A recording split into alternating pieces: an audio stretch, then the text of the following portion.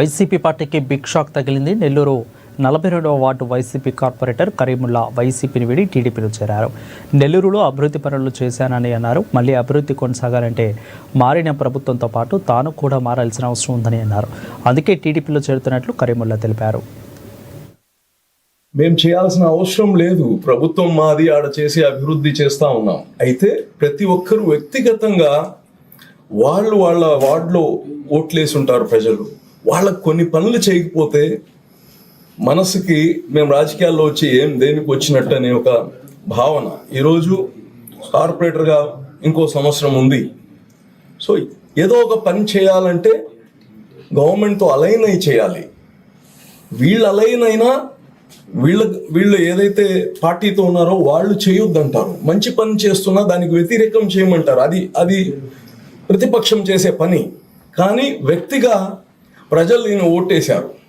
ఏదో ఒకటి ఆడ డెలివరబుల్స్ చేయకపోతే ప్రజలు ఇంకోసారి ఆయన్ని దగ్గర తీరు. ఈరోజు చంద్రబాబు నాయుడు గారు ఈ రాష్ట్రాన్ని అభివృద్ధి చేస్తున్నారు. నారాయణ గారు ప్రత్యేకంగా ఈ రాష్ట్రం మొత్తం ఎట చేస్తున్నారో అన్ని మున్సిపల్ కార్పొరేషన్స్ కానీ మున్సిపాలిటీస్ కానీ ఒక మంత్రి గారు నారాయణ గారు అంటే ఆయన వచ్చిన తర్వాత మళ్ళా మొత్తం నగరాలే మారిపోయాయి.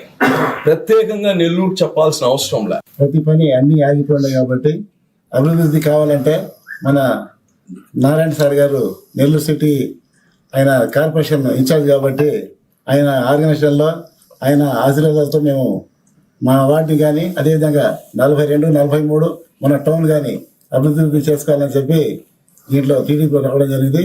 మనకి సహకరించిన అబ్దుల్ అజీజ్ భాయ్ ఆయన గతంలో మేయర్గా చేసిండారు. అతను సహకారంతో మేము ఇక్కడ వచ్చి ఆయన ఆర్గనైజేషన్లు పెంచేదానికి మేము సిద్ధంగా ఉన్నామని చెప్పి. సో ఎలక్షన్లో రేపు మీరు ఎట్లా చేయబోతున్నారంటే విప్పు ఉంటుంది కదా, మీరు ఎట్లా మేయర్ పైన అవిశ్వాసం ఉంది. అందరూ రెడ్డి కార్పొరేటర్లు అందరూ పైన కూడా వాళ్ళు వేస్తున్నారు. నేను కూడా దాంట్లో డిప్యూటీ మేయర్ కూడా పోటీ చేశాను. దాంట్లోనే ఉండాను కాబట్టి పోటీ చేశాను. కానీ మన ఏరియా డెవలప్ చేసుకోవాలంటే ప్రభుత్వం టీడీపీ కాబట్టి మనం ఎంత దూరాన్ని చేసుకుంటాం.